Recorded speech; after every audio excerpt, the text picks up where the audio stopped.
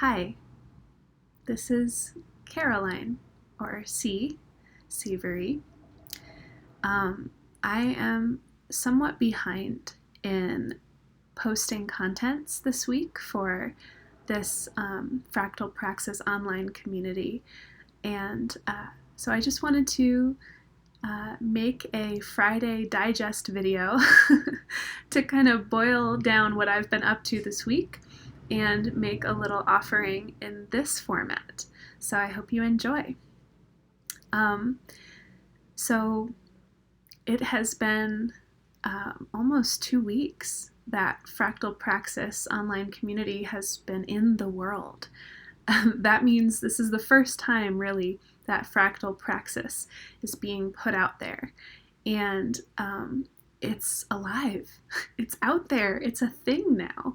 So it gets to experience evolution, and it gets to experience interaction and being shaped by those interactions. And so I want to give a shout out and a real offering of gratitude to the people who have joined. Thank you so much for coming along with this experiment, and for the people who have chosen to give me feedback as well. That is so precious to me. One of the things that I've heard from a couple people is that Fractal Praxis is intriguing. It's like mysterious.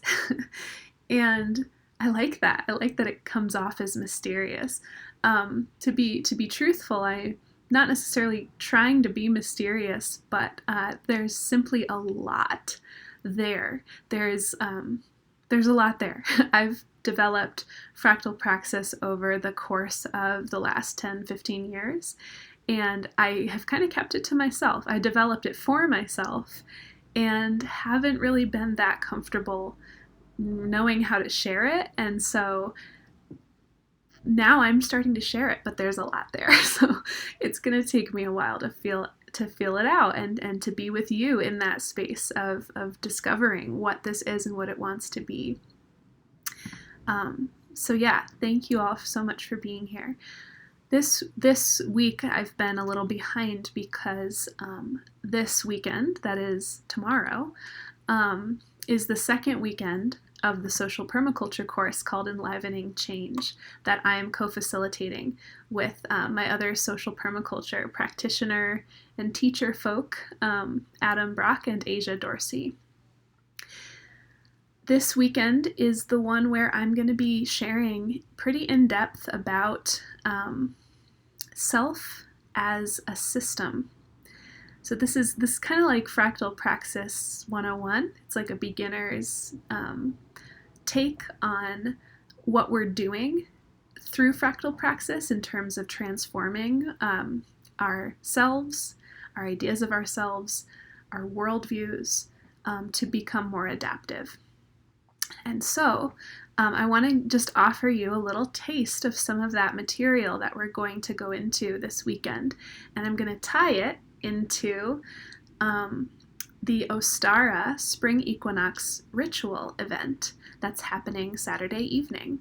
If you are in Denver, please take a look at the events page on this community, and you can see the details of the event. Everybody is welcome, and it's really just a kind of lighthearted, childlike, playful, colorful space to honor this time of the year, the spring equinox.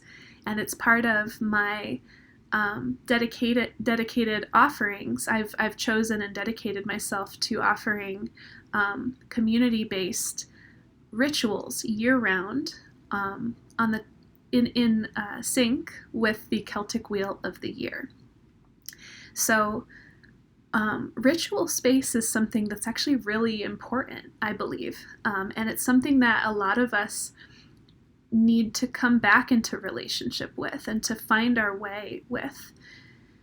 And so I want to talk, to give you a little taste of this weekend, both the Enlivening Change content and the ritual space. I want to talk about why ritual and sacred spaces are so important to potentiating sacred states of being in our own body minds, and why altered states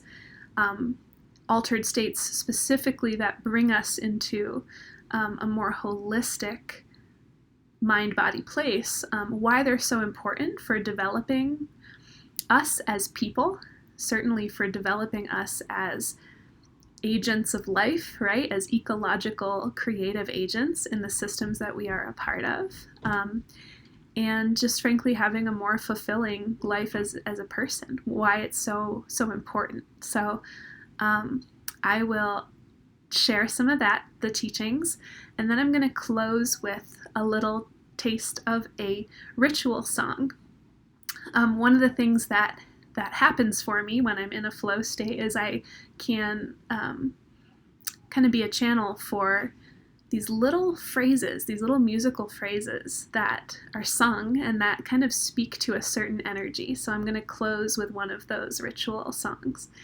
And then in the same post below, I'm going to add some clips from my time gathering flowers, gleaning flowers from the cemetery near me for decor for the Ostara spring ritual.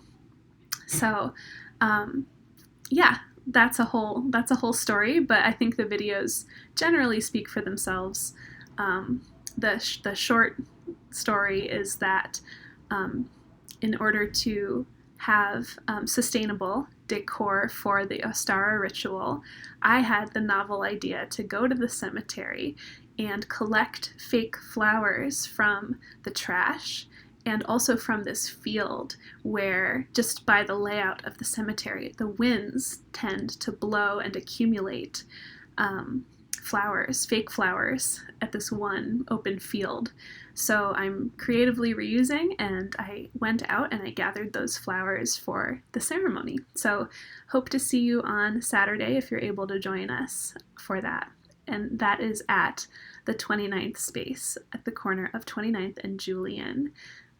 The address is in the event.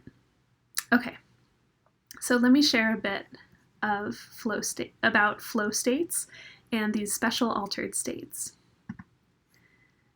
So flow states are a way of being in the moment in your body mind where you feel unified with the world around you, and you tap into your capacities. To effectuate flow state, you want to be a little bit challenged, a little bit constrained, but at the edge of your abilities, and able to kind of flow with your mind and with your body in performing the tasks. So ritual spaces can really potentiate that inside of us, and here's why that's so important. First of all, these experiences, these holistic kind of spiritual or flow experiences, are grounded in our evolution. They are natural states, they're natural experiences, and they're connected to the language and imagery and mythic parts of our brain. And they're very important for us to be happy and whole people, actually. And studies have been done on this. The more people experience flow states, which can also be potentiated by things like psychedelics, the happier that we are and the more kind of holistic we feel in our lives. So these states, which again, I said, flow states, also trance states, although that can be terminology that's hard for some people. These states are important because in these more holistic consciousness states, which is a body-mind phenomenon, and the brain even has different kind of wavelengths that are happening when these states are happening. These states, which were common when we were, hearing stories around a campfire and learning, right?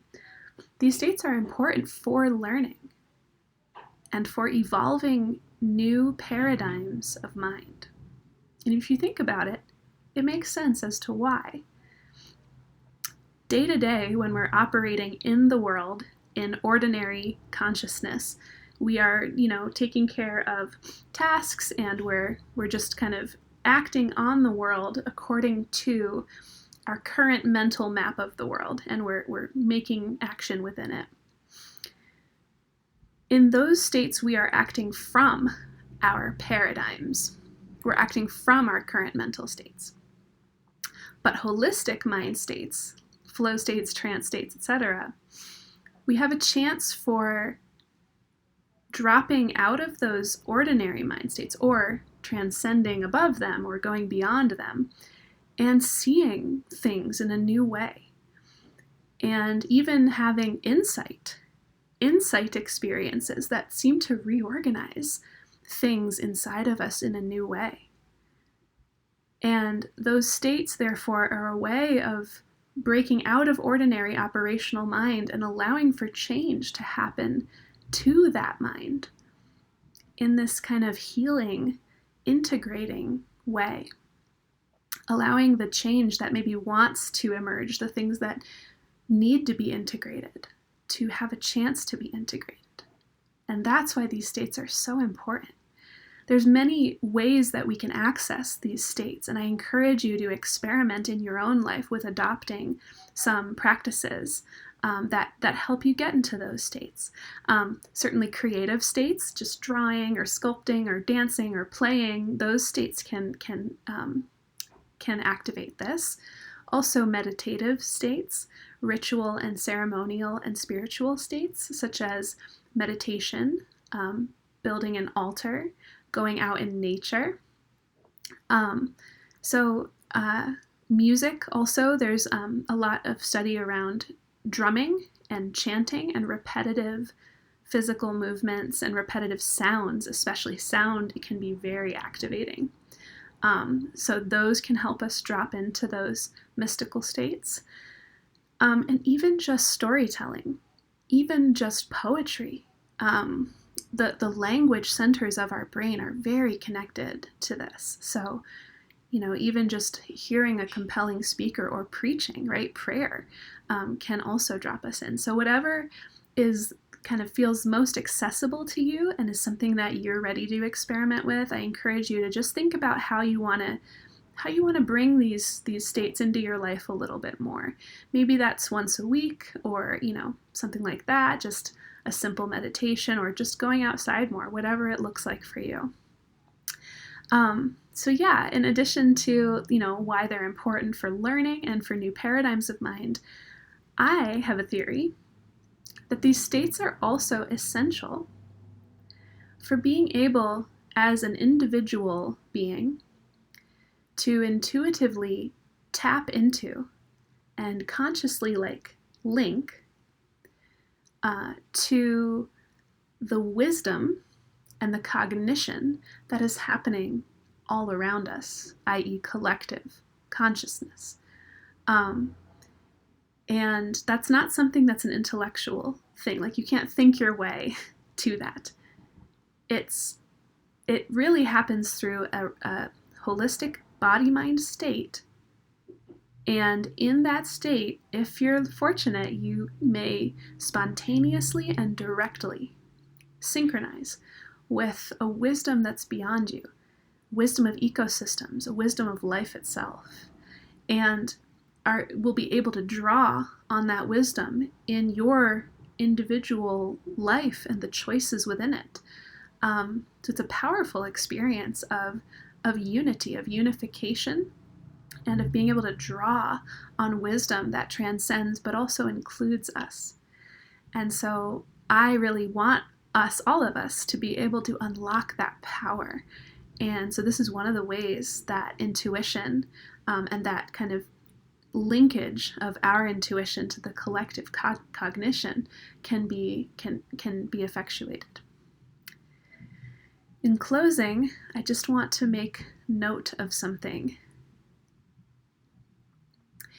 If you are feeling some resistance around the idea of spiritual states or of spirituality in general, perhaps you have your own relationship with that. what I want to point out is that there's a way of viewing spiritual journeys as unified with natural systems, and it is this. Spiritual journeys and natural living systems both are striving towards wholeness. Both are about moving towards wholeness. Whenever we're able to tap a direct, irreducible experience of wholeness in ourselves, that in turn can shape consciousness and shape how we operate in the world. And so I want that. I want that for you, and I want that for all of us. Direct experiences of wholeness. Okay, with that, I'm going to close this video with a little ritual offering song for you. Thank you so much for watching. How ready are you to choose?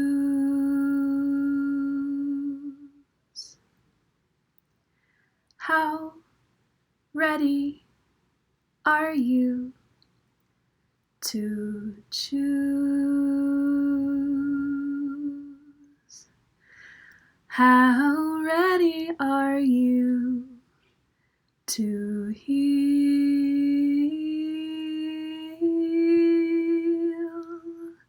How ready are you to heal?